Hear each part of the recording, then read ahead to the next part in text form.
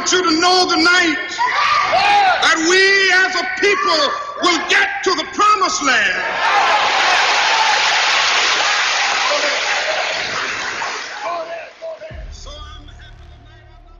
By the end of his life, Dr. Martin Luther King Jr. had become more than a civil rights leader.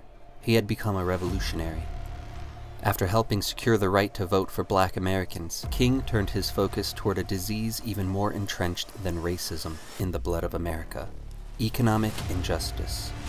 He began calling out the exploitation of workers, the cruelty of poverty, and the hypocrisy of a nation that spent billions bombing Vietnam while its own people starved in the streets. For that, the Federal Bureau of Investigation labeled him a threat. They wiretapped him, harassed him, and even tried to destroy his family. This is the part of the story they don't want you to remember. In school, most of us are taught a safe version of the Dr. King story. The dream, the speech, the monument. But we're not taught the truth. That Dr. King's fight for social justice led him, inevitably, onto the broader fight for economic justice. And that was the moment he became too dangerous to the American establishment. Let's not sugarcoat it. It's very likely that Martin Luther King Jr. was murdered by his own government. Why was he murdered? Because he saw through their lies, because he challenged their system, because he threatened the very foundations of American power. So let's talk about Dr. King and see if he can't inspire us to pick up his torch and carry it with us to the promised land. In 1955, nearly a century after the federal abolition of slavery, Martin Luther King Jr. emerged into public consciousness. At just 26 years old, he became the face of the Montgomery bus boycott. Sparked by Rosa Parks, a trained civil rights activist, and organized by a community ready to resist Southern segregation, the boycott was a turning point in the civil rights movement. It was also a lesson in economic power. Today, they tell us to speak with our wallets. Well, that's exactly what Black Americans did. Volunteers organized a massive carpool system, running like a shadow transit network. Black-owned taxi companies charged the same as the bus fare to help support the effort. The white power structure expected the boycott to collapse in a few days. It lasted for over a year. Black Americans made up nearly 75% of the bus company's ridership, and the company nearly went bankrupt over its insistence that black riders sit at the back of the bus. This was the first time King saw how collective action could hit the system where it hurt most, its profits. 8 years later, in 1963, he gave his famous "I Have a Dream" speech at the March on Washington. But people forget what that march was actually called: the March on Washington for Jobs and Freedom. Economic justice was always part of King's message. It just wasn't the headline. And the march's massive turnout, estimated between 200 and 300,000 peaceful protesters, showcased nationwide pressure for federal action on civil rights. On July 2nd, President Lyndon B. Johnson signed the Civil Rights Act into law, banning discrimination in public accommodations, schools, employment, and federally funded programs. But it wasn't enough. Not enough by far. So King demanded more. More action, more justice, more freedom. You can imagine how some white people, especially in the South, felt about that. In Selma, Alabama, even after the passage of the Civil Rights Act, black citizens faced impossible barriers to voting: literacy tests, poll taxes, arbitrary rejections by white registrars. In one county, only 2% of eligible black voters were registered. The film Selma captures this moment, not just as history, but as lived, bleeding reality. Remember the trauma of the 16th Street Baptist Church bombing, where 4 little girls, Addie Mae Collins, Denise McNair, Carol Robertson, and Cynthia Wesley, were killed by a Ku Klux Klan bomb in 1963. Remember Jimmy Lee Jackson, a young man shot and killed by a state trooper while protecting his family during a night march. And remember the march across the Edmund Pettus Bridge on March 7th, 1965, a day which would come to be known as Bloody Sunday. Peaceful protesters led by John Lewis and Hosea Williams were met with clubs, tear gas, and the trampling of horses. This is what protesting injustice looks like. It is our only weapon of change. Not chaos for chaos's sake, not violence, but peaceful protest, with injustice, cruelty, and oppression laid bare for all the world to see. This was King's strategy, inspired by his Christian faith as well as Mahatma Gandhi's endeavor one generation earlier to secure from Britain Indian independence. King knew that the only way to move a complacent nation was to expose the cruelty of the system so vividly that no decent person could look away. The nation didn't march from Selma to Montgomery because they saw King's dream. They marched because they finally saw the nightmare that Southern blacks were living every single day of their lives. And even then, it took the loss of one of their own. Remember James Reeb, the white reverend who traveled to Selma to support King's march. Reeb was beaten to death by 4 members of the Ku Klux Klan. Politicians and the media mourned Reeb's death. Black Americans mourned Reeb's death as well, but only Black Americans mourned Jimmy Lee Jackson's death. Stokely Carmichael, an organizer for the Student Nonviolent Coordinating Committee, argued that the movement itself is playing into the hands of racism, because what you want as a nation is to be upset when anybody is killed. But for it to be recognized, a white person must be killed. Reeb's death pried the nation's eyes wide open. A week after Bloody Sunday, King led thousands across that same bridge. They marched 54 miles, all the way to the courthouse in Alabama's state capital of Montgomery, this time with heavy federal protection. Later that year, President Johnson signed the Voting Rights Act of 1965, protecting voting access nationwide, at least until that law was gutted in 2013 by conservatives who claimed that racism was over and that the southern states could be trusted not to backslide into their old, nasty habits. After the passage of both the Civil Rights Act and the Voting Rights Act, King started to express something vital. Racism was not the root of America's injustice. The root of injustice was economic exploitation. King bluntly said, "How does it help a black man to be able to eat at a lunch counter if he doesn't earn enough to buy the burger?" He published Where Do We Go From Here? Chaos or Community, and he made it clear. We must recognize that we can't solve our problems now until there is a radical redistribution of economic and political power. King delivered the explosive Beyond Vietnam speech at Riverside Church. And I knew that I could never again raise my voice against the violence of the oppressed in the ghettos without having first spoken clearly to the greatest purveyor of violence in the world today, my own government. He connected imperialism abroad with poverty at home. Why did the government have so many billions of dollars to spend sending young men to die in a jungle on the other side of the planet, but very little money to spend fighting poverty at home? After that speech, everything changed. The New York Times called King's pivot both wasteful and self-defeating for the movement. Life magazine said it was demagogic slander that sounded like a script for Radio Hanoi. The Washington Post said he had diminished his usefulness to his cause, his country, and his people, and even many in the civil rights establishment turned against him. They criticized King for stepping outside the acceptable bounds of black protest. Corporate and philanthropic donations to the SCLC dried up. Most of those donations had come from white liberals who supported civil rights in theory, but not King's calls for economic restructuring or anti-war agitation.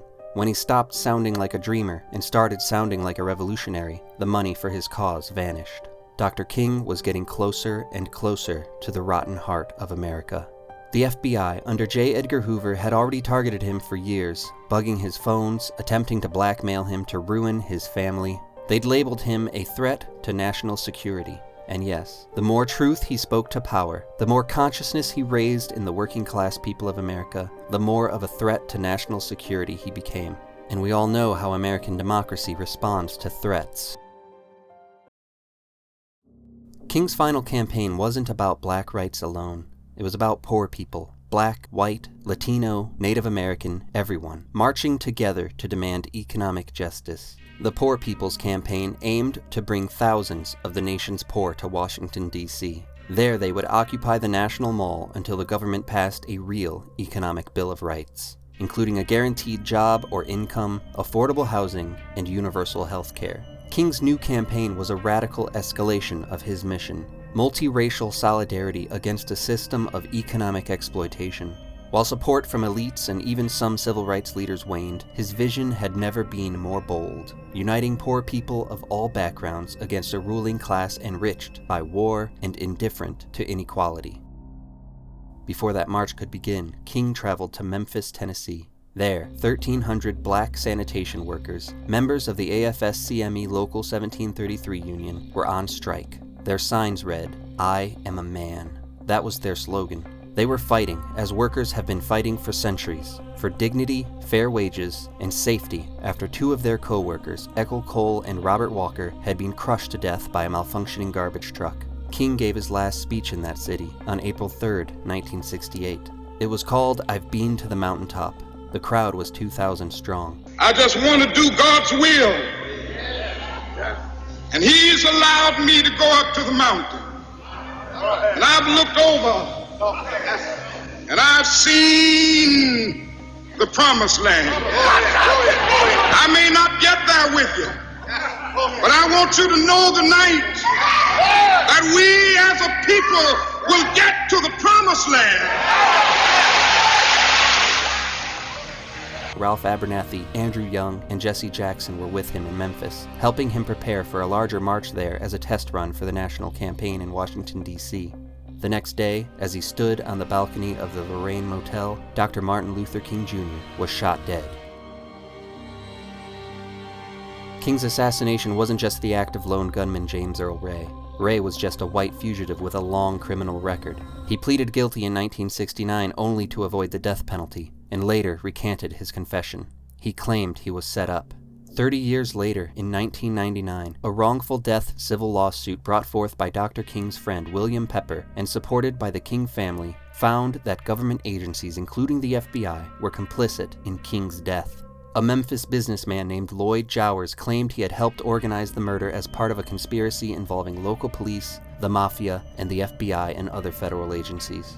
The jury's verdict read, "There is abundant evidence of a conspiracy. The mafia, local, state, and federal government agencies were deeply involved in the assassination." The U.S. Department of Justice later reviewed the case and declined to pursue charges, claiming insufficient evidence of government involvement. You can choose to brush this under the rug, imagine it's just another conspiracy theory, but you don't need a conspiracy theory to see what was stolen from us. King had united racial and economic justice. He was building a movement that could not be co-opted, could not be tamed by the capital class. He was calling out capitalism, militarism, and white supremacy as interconnected tools of oppression, and he was close to kicking off a revolution, and for that he was murdered. Because he saw that the real enemy wasn't segregation, it was the entire system of exploitation that keeps working people of all races in invisible chains. When they quote King today, they quote the dream, not the rage, not the strategy, not the call for economic revolution. He said, "True compassion is more than flinging a coin to a beggar. It is not haphazard and superficial. It comes to see that an edifice which produces beggars needs restructuring." King believed in democracy, in solidarity, in justice not just for some but for all. He dared to dream of a world without exploitation. We can keep his dream alive. So where's the next Martin Luther King Jr.? Why don't we see anyone like him today? The truth is, they're out there. But the system has gotten better at silencing them before they ever reach the spotlight. Back then, the FBI wiretapped King. Today, the government and corporations use surveillance algorithms, social media manipulation, and disinformation campaigns to neutralize movements before they gain momentum. You need look no further than the raging smear campaign by both the Democratic and Republican establishments against Zohran Mamdani, a Muslim democratic socialist running for mayor in New York City, and a man who isn't afraid to say out loud the words, "Tax the rich." Dr. King didn't just emerge from nowhere, he was backed by churches, unions, and grassroots groups. Imagine today, just as back then, how many people would tell a figure like King, "Stop making so much noise. Stop blocking traffic. The nail that sticks out is the one that gets hammered. Sit down and shut up." Today, more than ever before, labor has been broken. Public education is being defunded. Community spaces are being privatized. And anyone who dares to speak like King, to connect poverty, class, capitalism, and war, they get immediately branded as an extremist or a radical. If they think we're radical now, wait until we have nothing left to lose. Still, there are voices out there, voices that deserve our amplification. Voices like Zohran Mamdani, like Deja Fox, like David Hogg, and young activists from movements like Black Lives Matter, Fight for 15, and Sunrise Movement. They are challenging injustice from different angles: climate, labor, police violence, and more. If you want to get involved in the fight for injustice, reach out to any organization near you. Add your voice to the movement. You are not alone, even if the system wants you to feel like you are. And you are not too young. You are not too inexperienced. Remember, Dr. King was only 26 years old when he made his first splash in Montgomery. As Dr. King said in his 1956 sermon, "The Death of Evil Upon the Seashore," change does not roll in on the wheels of inevitability, but comes through continuous struggle, and so we must straighten our backs and work for our freedom. A man can't ride you unless your back is bent. So work we must until we've all reached the promised land. Even if some of our brothers and sisters need to be dragged there, kicking and screaming, we will get there one day. All of us. I feel that we are in the midst of the most critical period in our nation, and the economic problem is probably the most serious problem confronting the Negro community, and I might say the most serious problem confronting poor people generally. And I don't want to be narrow about this, talking only about the black poor in our country, because I must be concerned about Puerto Ricans who are poor, Mexican Americans, American Indians, and Appalachian whites. And we are confronting a major depression in the poor community. And I think the time has come to bring to bear the power of the direct action, the nonviolent direct action movement, on the basic economic conditions that we face all over the country.